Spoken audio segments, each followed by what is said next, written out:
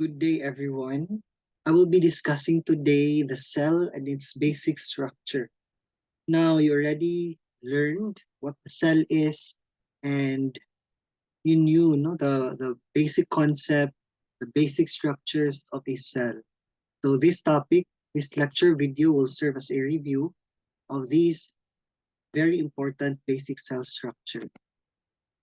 Now, this entire lecture is actually a three-part lecture wherein in the first part of the lecture, we will be talking about the basic cell parts and a very important component of the cell membrane. The second video of this lecture will be all about the cell nucleus, the cell genome, cell reproduction, cell function, and activity, which will be uploaded separately. And the third part of the lecture will be all about cell injury, death, and adaptation. So what happens to the cell when it becomes injured, when it is exposed to a stressful environment, when it incurs injury and eventually die, or when can a cell adapt to this stressful situation. No? And that will be uploaded also in a separate video. Okay, so let's review now the basic structure of a cell. Okay, so I expect that you've mastered this topic because these are must knows no, of what a cell is. Now, let's start with the making up no the most volume of the entire cell is your cytosol. Okay, so the cytosol comprises 54% of the total cell volume, and it has a role in metabolism, transport, and protein translation. Well, it's not actually the cytosol who does the metabolism, the transport, and protein translation, but since the organelles responsible for these cell functions are suspended or contained in the cytosol, that's why cytosol now has a role in metabolism, transport, and protein translation. And what specific cell organelle is responsible for the transport? No? Could be the um, Golgi apparatus, okay, and the endoplasmic networks. No? So whatever products, protein products translated in the endoplasmic network, particularly the rough endoplasmic reticulum, is transported to this transport system, the Golgi apparatus. And from there, it may be transported within the cell no, for use, for further metabolism, or it may be exported out the cell in the process we call exocytosis. Now, another important part of a cell no, suspended in the cytoplasm or cytosol is your mitochondria. So the mitochondria comprises 22% of the total cell volume, and it's a common knowledge that the mitochondria being the powerhouse of the cell no, is involved in energy generation. Okay, and that energy currency produced in the mitochondria that will help sustain cell metabolism and cell activity is in the form of ATP. Okay, so we might have separate discussion on what really happens on cell metabolism and what really happens during this energy generation.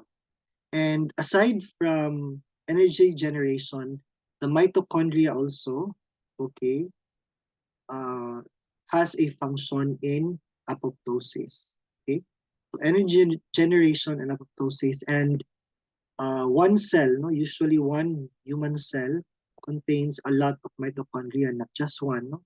In the book, it says, in Rubens, it says 1,700 mitochondria per cell. Okay. Now, another structure or organelle suspended in the cytoplasm is a network, okay, that I have mentioned, responsible for protein um, protein synthesis. Okay, and that is now the rough endoplasmic reticulum. Now, it's considered rough because of the presence of granules, which are not present in its counterpart reticulum, no, the smooth endoplasmic reticulum. Now, the rough endoplasmic reticulum comprises 9% of the total cell volume, and it is responsible for synthesis of membrane and secreted proteins. Protein synthesis, in other words. The smooth endoplasmic reticulum, on the other hand, comprises, at the same time also, no, the Golgi apparatus, they comprise 6% of the total cell volume, and these two, the Golgi apparatus and the SER, functions in protein modification, sorting, and catabolism. Now take note, after proteins are produced in the ribosomes, in the rough endoplasmic reticulum, it has to undergo post-translational modification, no, for it to become functional. In other words, your proteins undergo folding, okay, and then it is transported. And that is now the job that happens in the smooth endoplasmic reticulum, and further modification, the packaging and transport, happens in the Golgi apparatus. Okay, now we have your nucleus. Notice that the nucleus has a smaller, okay, a smaller part, no, in the center. We call it nucleolus, and the nucleus, the entire nucleus, comprises 6% of the total cell volume. You only have one nucleus, no, per cell.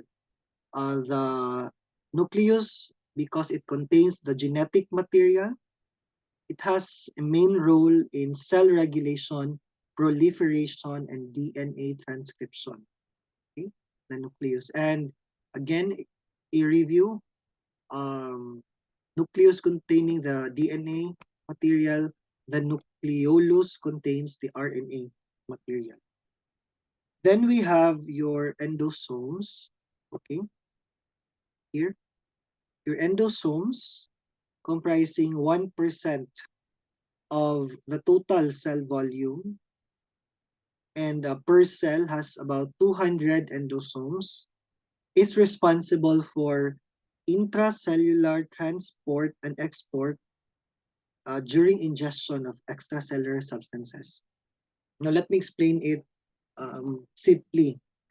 Whenever substances enter the cell, no, for example, larger substances, and it needs to be transported through the cell, no, it attaches to the endosome, and then the endosome now facilitates transport of these substances, no, extracellular substances, going in inside the cell. So for intracellular transport and export, no, export in a sense that waste products coming from cell metabolism are engulfed, enclosed in an endosome, and then the endosome, okay, attaches in the membrane, excreting out those metabolic waste products. So I actually have a separate slide for that. We'll discuss that in the next few slides. Then we have the lysosome here, comprising 1% of the total cell volume, and you actually have 300 lysosomes per cell. This has a major role, no? Major role is for cellular catabolism, no? Take note of the word catabolism. You say catabolism, this basically refers to breakdown, no? Breakdown of materials, breakdown of things, no? So why catabolism? Now remember I mentioned that we have this what we call phagocytosis or cell eating, cell ingestion. So when a substance is ingested by the cell, no, supposing you have, um, for example, you have bacteria, proteins, or any other foreign substances, when it is ingested by the cell through, no, it is ingested by the cell, the cytoplasmic membrane actually engulfs itself, no, engulfs the material to be ingested, no, the cell membrane. It conforms, no, around, and then that particular part of the cell that is conforming to the shape of the material to be ingested pinches off itself from the cell membrane, forming now, if it is phagocytosis, forming now a phagosome. But when it is enclosed by endosome, it forms now um, an endosome.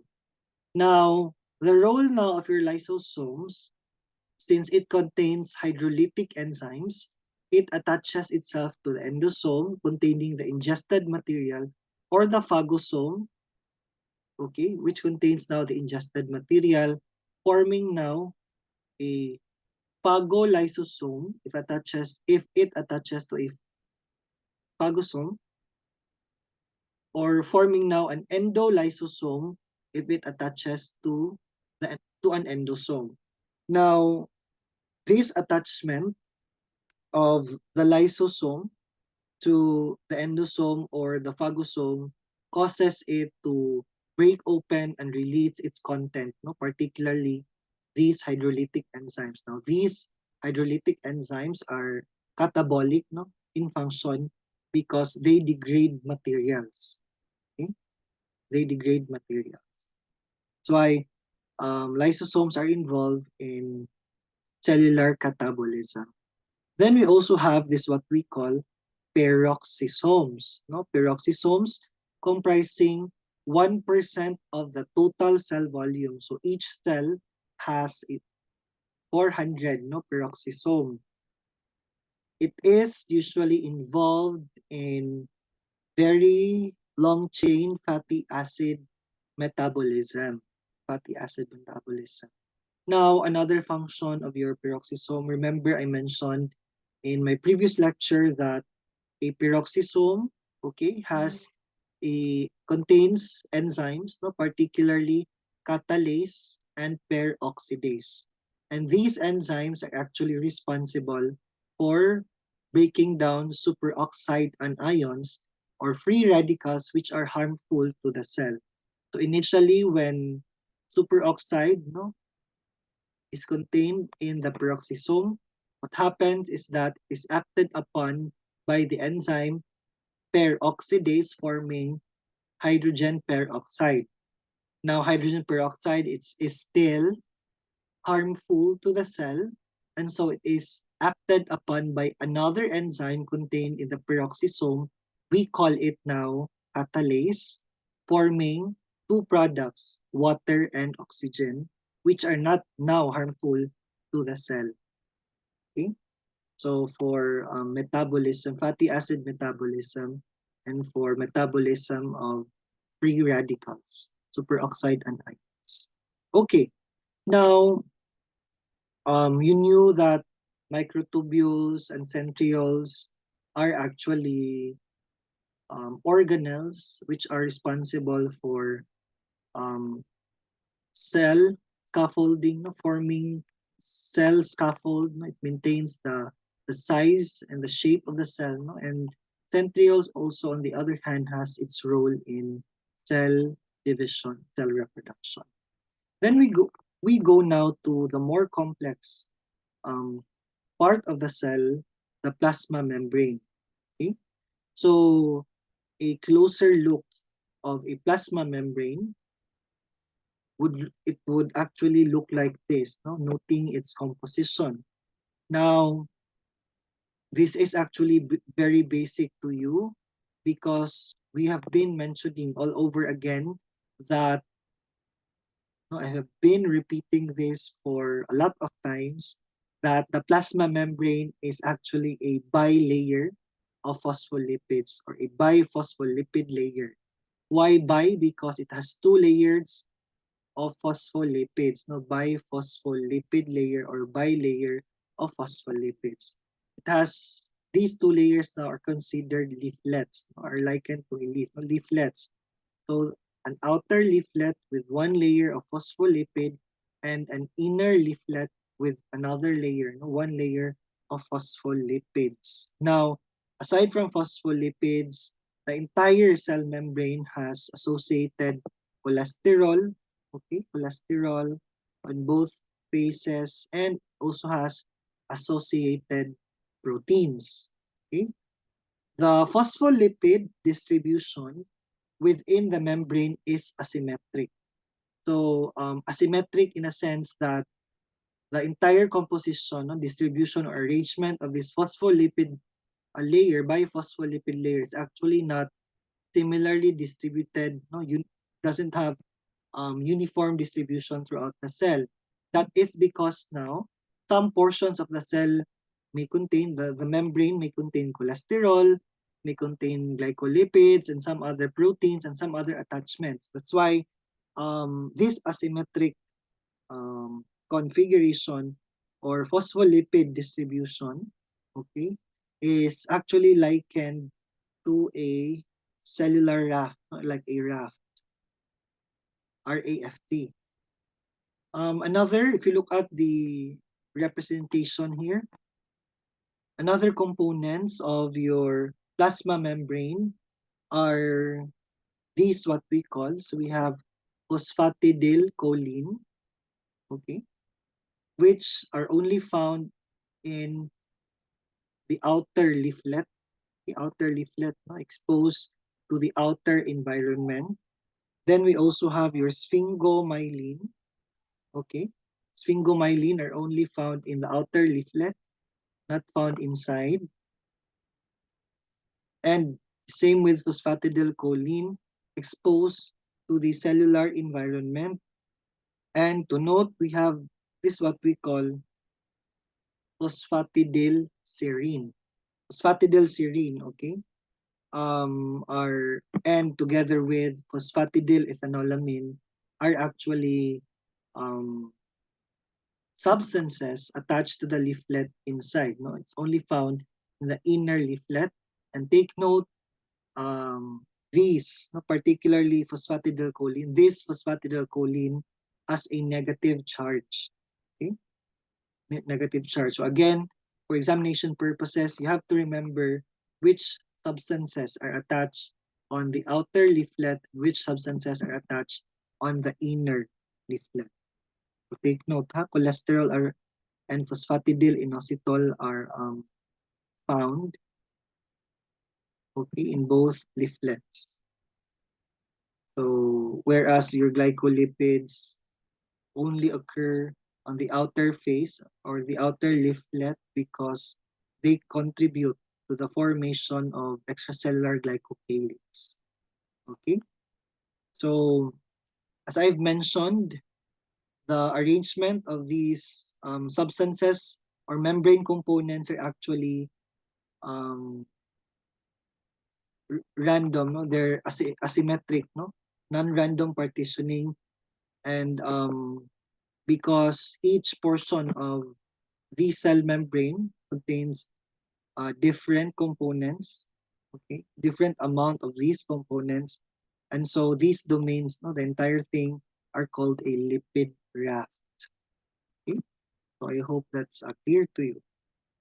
Now, looking here, no, another representation of the cell membrane, as you can see, uh, aside from those I've mentioned, the phosphatidyl, choline, serine, ethanolamine, etc., we also have proteins that are associated with the membrane. Now, I mentioned that some of these proteins, now I mentioned before that some of these proteins traverse the membrane, okay? That's why they are called transmembrane proteins because they traverse the membrane.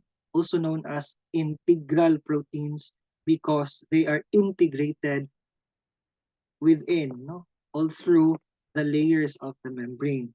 Now, if there's one thing that you should remember in here is this, okay? Since I mentioned, you knew, no? It's a very basic knowledge that the plasma membrane containing phospholipid, uh, the middle portion, okay? The lipid portion of the phospholipid is actually hydrophobic. And so, without hesitation, okay, you could actually infer or implicate that the portion of the protein which is actually embedded or which traverses the entire plasma membrane, this portion here, the coiled portion here, is also hydrophobic. And um, that is because this configuration of protein, no, the transmembrane protein, this part here is actually arranged in an alpha helical configuration. Alpha helical because it is hydrophobic. Okay, got that? All right. Now, depending on the sequence and lipid solubility or hydrophobicity of these domains, okay, the proteins may be enriched or excluded from lipid rafts. No, lipid rafts are the cholesterol domains that I've mentioned in the previous slide, and other membrane domains. And protein on the cytosolic phase. Here, okay, here these proteins here that are actually found or oriented towards the cytosol may associate with the membrane. So look at here, no? For example, these proteins on the cytosol, no? Although they are proteins found in the cytosol, they can also be attached to the membrane. That is true now if they undergo this what we call post-translational modification. Again, cytosolic proteins, meaning proteins that are found or oriented towards the cytosol, cytoplasmic phase, FACE phase, okay, they may be associated or attached to the membrane if they undergo post-translational modification. And these two post-translational modifications, okay, include number one, farnesylation or addition of palmitic acid. So number one, farnesylation. That's Farnesyllation, farnesylation, no, adding of farnesyl group. Or number two, addition of palmitic group. And these post-translational modifications would actually allow these cytosolic proteins to be attached, to be associated with the membrane, cell membrane. Okay? Now, for the proteins located extracellularly, they can also be, is possible also for them to be attached to the membrane. So if cytosolic proteins have to undergo post-translational modifications for extracellular protein to be attached to the cell membrane, they actually don't have to undergo the same process as cytosolic proteins. But they may associate the extracytoplasmic membrane, okay, through the GPI linkage or the glycosyl phosphatidyl inositol linked protein. They become now linked to GPI. GPI means glycosyl phosphatidyl inositol. Okay? You will know in our next topics discussion, especially in immunology or defects, no? Diseases in immunology, that a defect in this GPI is actually associated with a condition, a disease condition we call as paroxysmal nocturnal hemoglobinuria. So without this GPI, what happens is that a human cell now becomes prone to lysis by the complement system. You know what a complement is, right? The complement system, if you can still recall, are proteins in the circulation which causes lysis of bacteria and other foreign microorganisms. Now, normally, complement proteins do not target your own cell because it has regulatory proteins, particularly it has receptors, for example, your GPI. And in paroxysmal nocturnal hemoglobinuria, you have a deficiency of GPI. And so your complement system, your complement proteins would not tell now that your cell is your own cell, no? Not a bacterial cell. That's why it becomes now prone to cell lysis because it is not recognized by the complement system as your own cell. Okay, because again, your GPI actually has a role for cellular identity. So without it, your cell now is considered foreign by your immune system, just like the bacteria. Okay, so paroxysmal nocturnal hemoglobinuria. Um, Besides the protein-to-protein interactions within the membrane proteins can also associate with extracellular or intracytoplasmic proteins. So this one. So these proteins here, the integral proteins, may also associate with some other extracellular proteins or some other intracellular proteins or cytosolic proteins. Okay. Now, if we consider not just proteins, no, or lipids, etc., there are actually also other structures which can be found which are integrated in the cell membrane, no? And these are what we call receptors. No? This is the one I mentioned, no, that we will discuss during endocrinology, no, the last topic in pathology. So we actually have a lot, okay, a lot of receptors, and my point here is I just wanted to show you that initially these receptors, no, okay, may be situated or found in the cell membrane. As here. So for example, um, as you can notice, we actually have a lot of types, a lot uh, different. We have different types of cell membrane receptors. So we have different categories of receptors. No?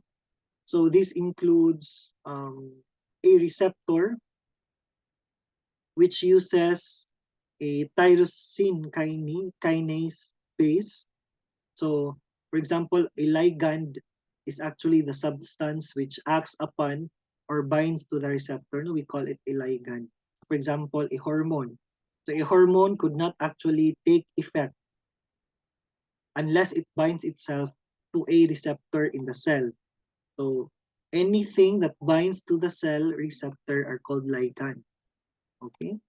So a receptor which binds to a particular ligand and after binding to that ligand produces a cellular interaction conformational changes, eventually leading to um, production of tyrosine kinase. Okay, tyrosine kinase is what we call a tyrosine kinase based receptor. In other words, for the ligand to produce its effect, no, it has to bind to the receptor.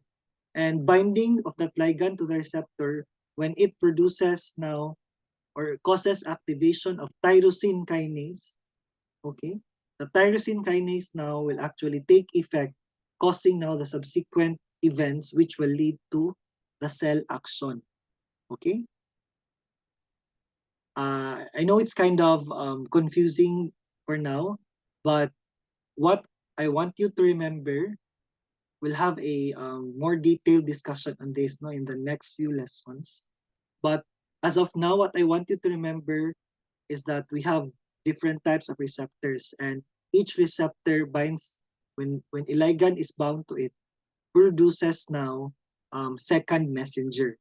The second messenger is responsible for the subsequent events, no occurrence of subsequent events, which actually causes or produces a particular cell effect. Okay, so a non-receptor tyrosine kinase based receptor, the second messenger is tyrosine kinase. Um, Tyrosine kinase. Then we also have its non-receptor tyrosine kinase because the tyrosine kinase is not actually bound or associated with the receptor. It's in the cytoplasm. But if the tyrosine kinase is within or associated with the receptor itself, okay, we call that receptor now tyrosine kinase receptor. The tyrosine kinase there in the name denotes that the second messenger, or upon binding of the ligand to the receptor, it causes activation or production of your tyrosine kinase, which is now the second messenger. And in turn, the second messenger will cause subsequent effect to the cell. That? Okay. So another, we have this what we call GPCR. Okay. So look at the structure of your GPCR. So it is actually a receptor which has a 7 helical domains which traverses through the membrane. So that's 1, 2, 3, 4, 5, 6, 7. Okay. It's called GPCR. The GPCR means G protein coupled receptor. It's called G protein coupled because in the cytosolic domain of the GPCR, it is actually attached to a what we call to a protein that we call G protein. Okay? So it's GPCR because it is coupled to a G protein. The G protein should be here in the cytoplasmic area or domain. Now, upon binding of the ligand to the GPCR receptor, it undergoes conformational changes. By conformational meaning, the structure of the GPCR undergoes changes, structural changes, and that causes now activation of your G protein. The G protein, which initially contains ATP, the ATP now in the G protein is converted to CAM. ATP becomes CAM now, and CAM is the second messenger of GPCR receptors, no, like G protein coupled receptors. So second messenger is your CAM. Okay, so very easy. So you have to remember the name of the receptor and its corresponding second messenger.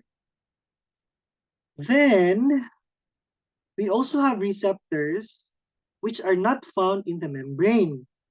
These receptors are in the cytoplasm or maybe in the nucleus. So in this case, the receptor of this hormone is in the cytoplasm.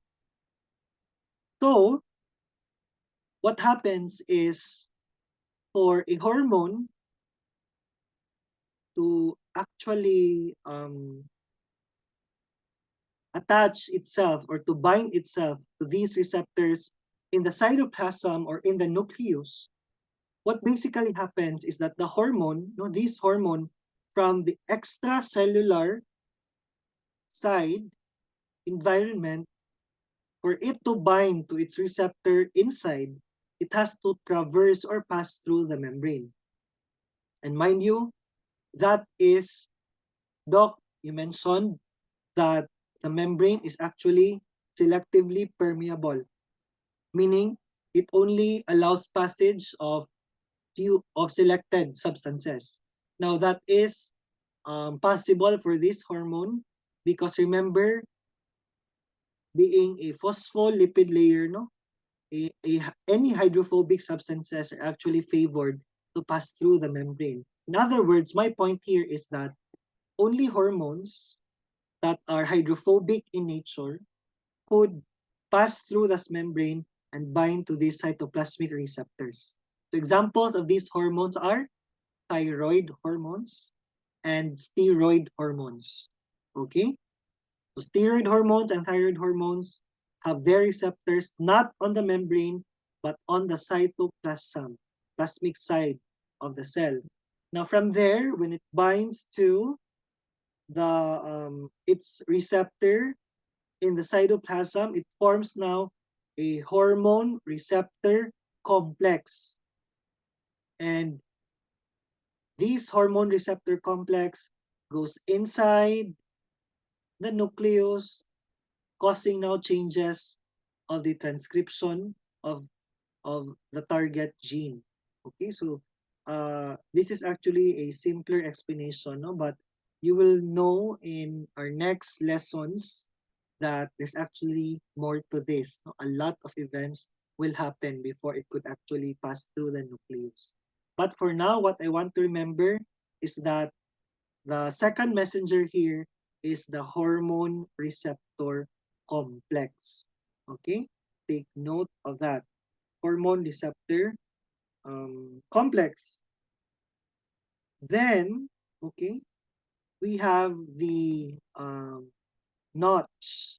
Okay, the notch ligand, which which recognizes a ligand on a distinct cell and is cleaved, yielding an intracellular fragment that can enter the nucleus and influence transcription of specific target genes.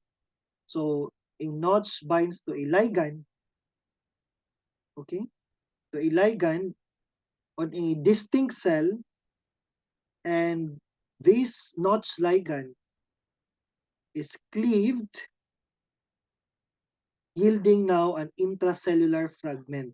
So originally, if it's here, here, so the intracellular fragment is cleaved from the entire notch. Okay, notch ligand complex.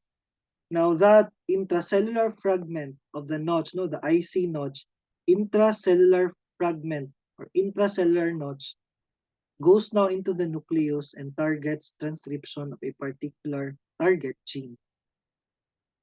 Another way of activating receptors in the cell membrane is through the WNT or also the Frizzled pathway. So activation of the WNT and Frizzled pathway releases intracellular beta-catenin here. So activation of your WNT and Frizzled receptors causes release of the intracellular protein beta-catenin. So the beta-catenin is actually from a protein complex that normally drives its constitutive degradation. So activation of Frizzled and WNT receptors would actually cause degradation of a substance from a multi-subunit complex forming beta-catenin, and it is now the beta-catenin which is the second messenger, no? Binds now, goes into the nucleus and binds to the target gene, influencing now transcription. Okay, very easy. Lastly, we have the LRP5 or LRP6. No, these are actually LDL receptors. No, the low density lipoprotein receptor related proteins 5 and 6. So LDL related protein 5 and 6. The LDL stands for low density lipoprotein.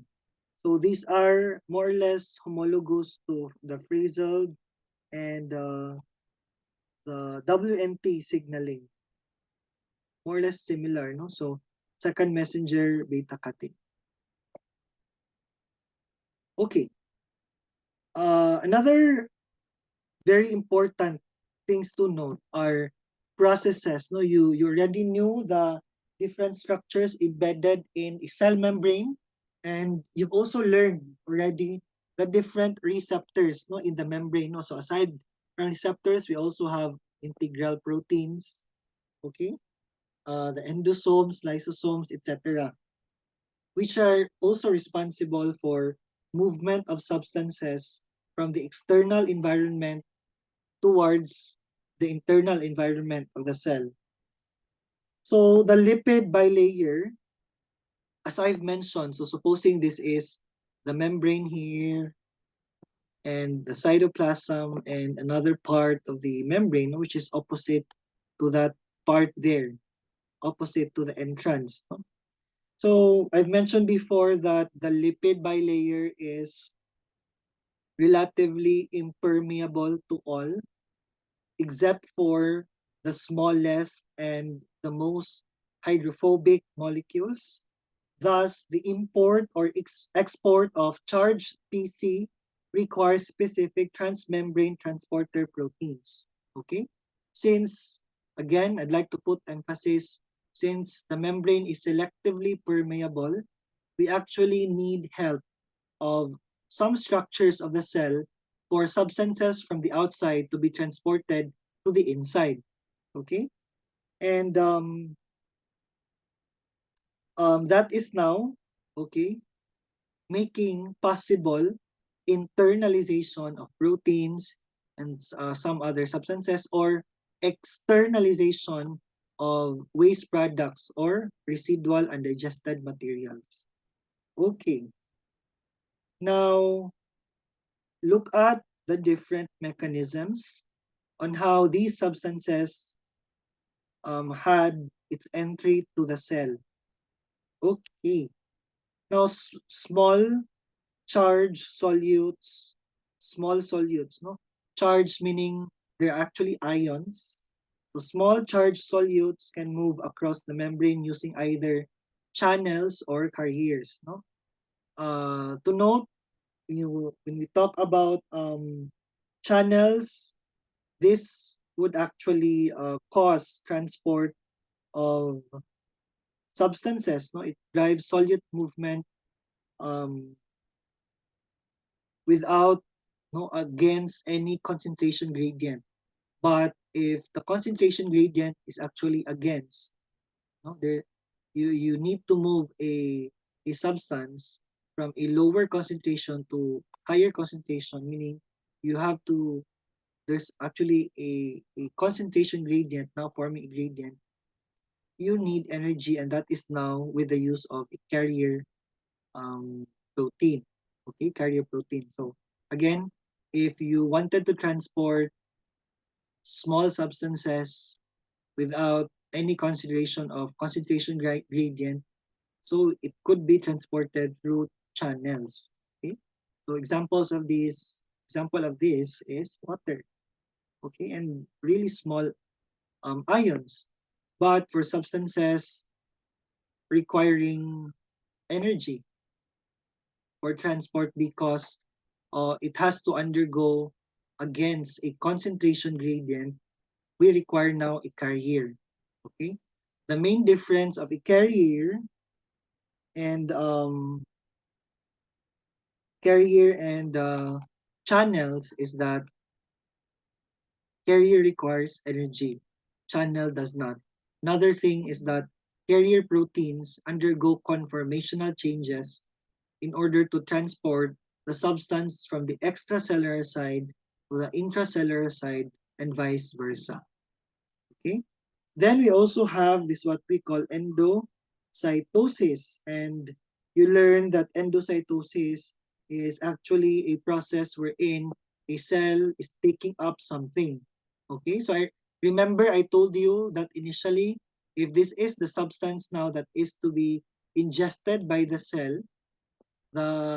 cell membrane actually configures itself around it.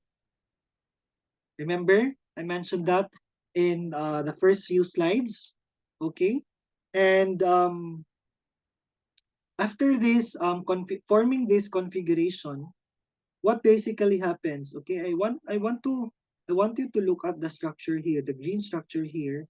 We call it caveolae or caveolin. cavulin, okay? The cavulin um, proteins are concentrated within the lipid rafts, and this facilitates now forming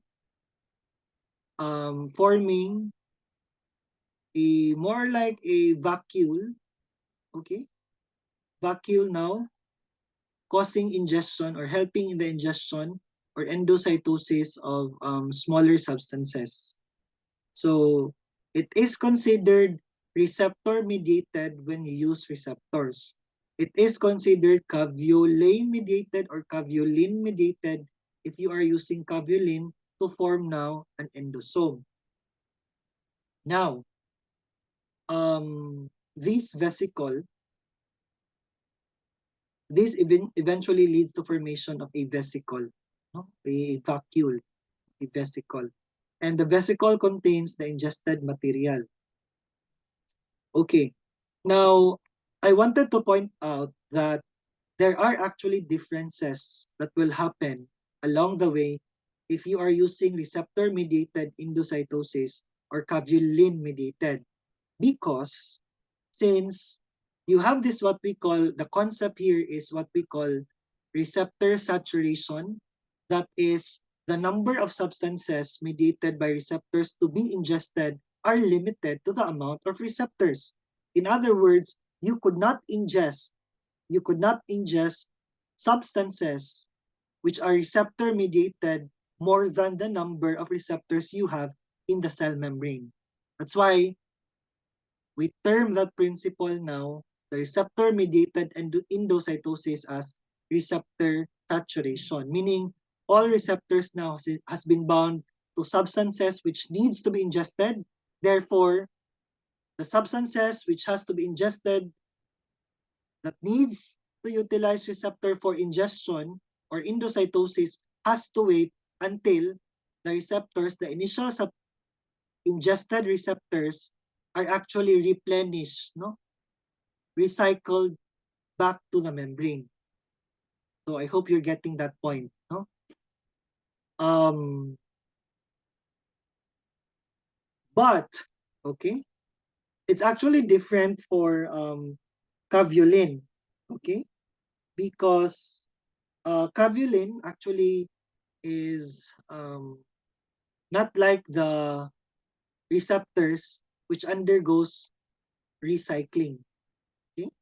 So caveolin are always situated in this vesicle.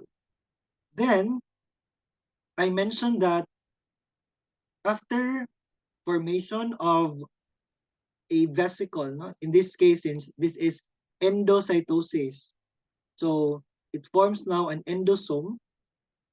I mentioned again that there is an organelle which is responsible for cellular metabolism, particularly what type of metabolism? Catabolism. And that is now the job of your lysosome. Now, lysosome, when it attaches itself in, it fuses with an endosome now containing the material that was endocytosed, it forms now an endolysosome complex or a lysosome endosome vesicle.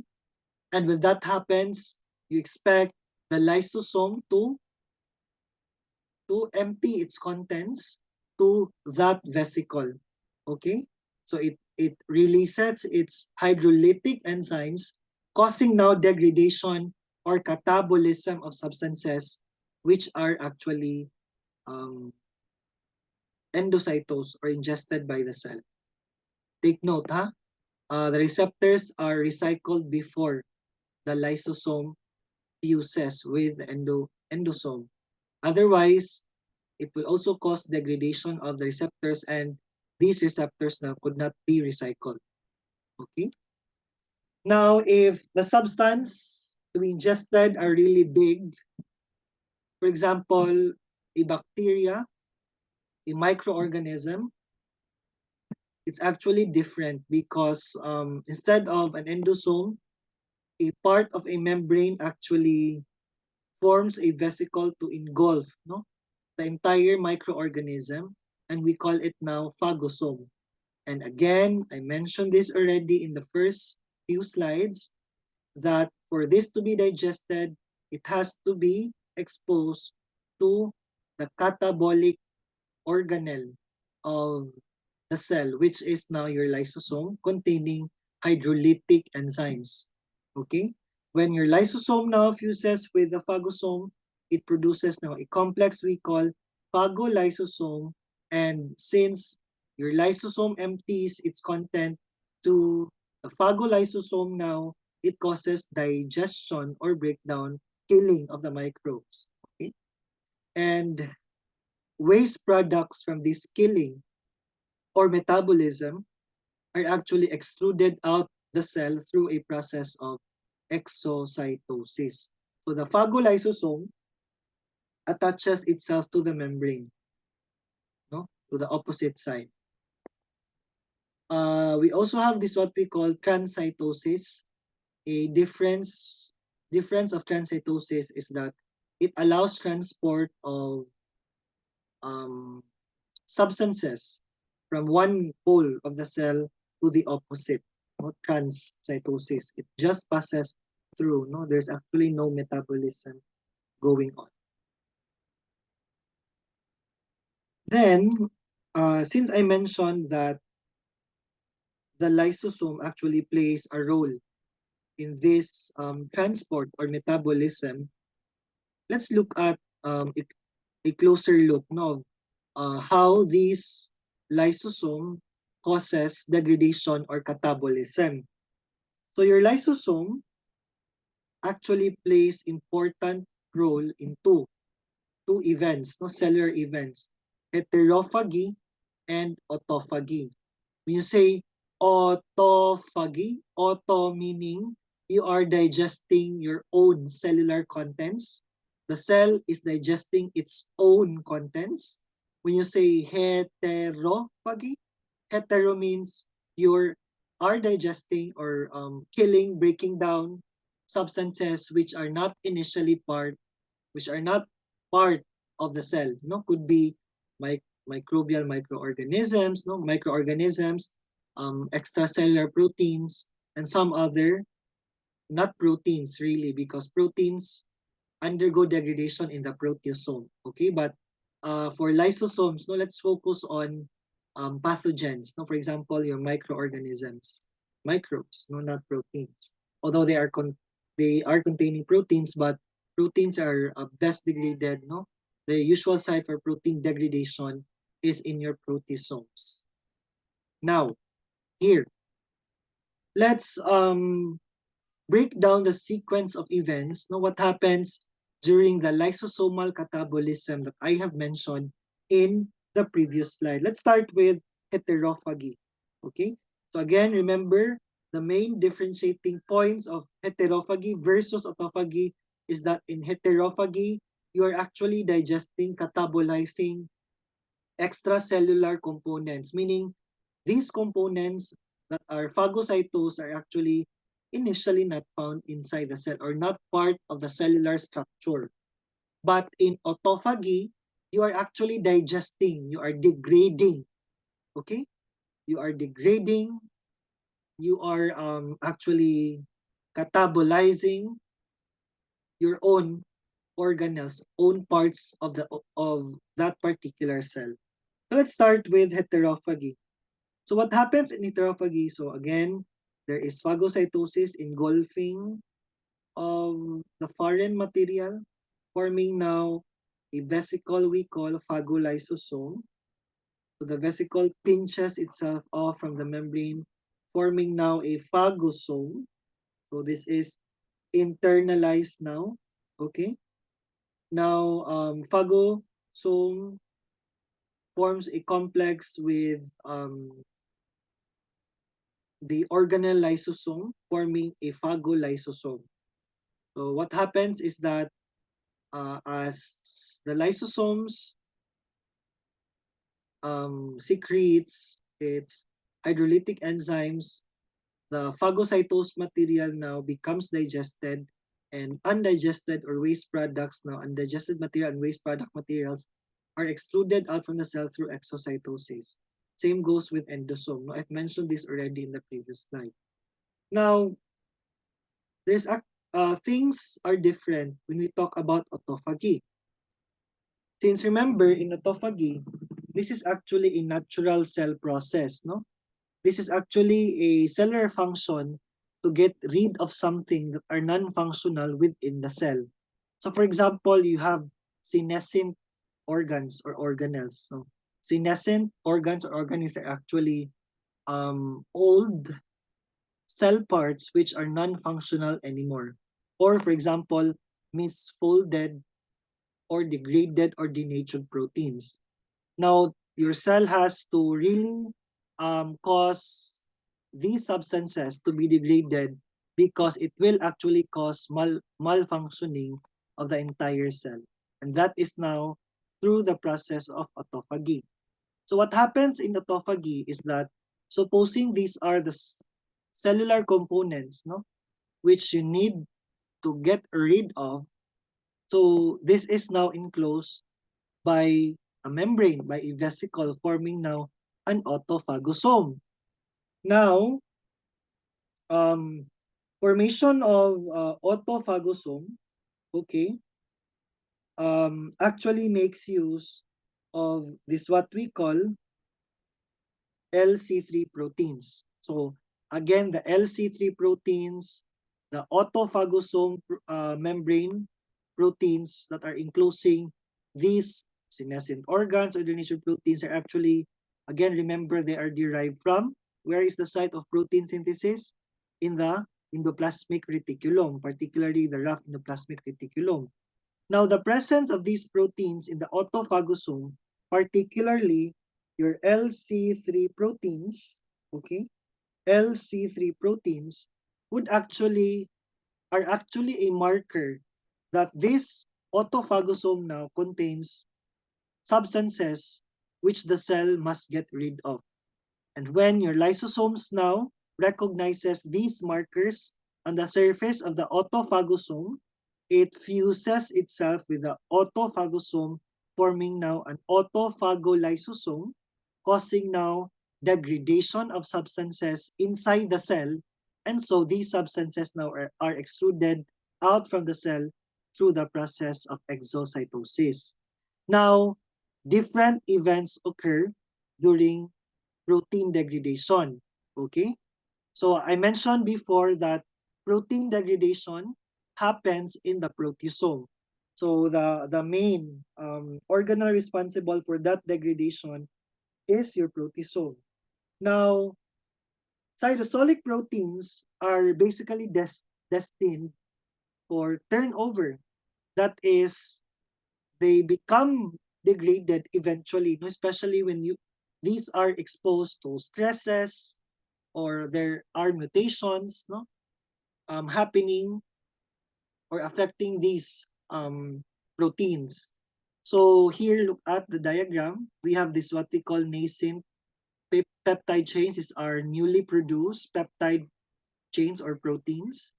And we have your chaperone proteins, which helps in the folding, formation of normal configuration or folding of proteins. Now, there are times when the cell is exposed to stresses, no different, so many stresses in the environment, and we will discuss in further detail in my next lecture, no, what will happen when the cell is exposed to these stresses, no, stress factors. So, for example, we have aging, UV, heat, reactive oxygen species. Eventually, the protein becomes denatured; it dies out, and for these, remember, your cell has to get rid of something not useful anymore. Okay? So through the ubiquitin ligases, okay? Your E1, E2, E3, these are ubiquitin ligases. So when a protein is attached now, is marked by ubiquitins, that would actually tell us that this protein is for degradation. No? So these are markers for protein degradation. So in other words, your proteasome do not just digest or degrade proteins because it wants to degrade proteins, but it has the identification, the marker for proteasome that this protein should be degraded now are your ubiquitin ligases, no? The E1, E2, E3 ligases, or simply ubiquitin. So once there is ubiquitin, the protein is attached to ubiquitin, proteasomes now degrades this protein into smaller fragments. Okay? Now, sometimes, if the cell could not actually handle this entire stresses, it undergoes apoptosis. And we will have a separate discussion on that, no, in part 2 of my lecture. Thank you very much for listening to this lecture. If you have questions, you can just message me and email me anytime. Thank you.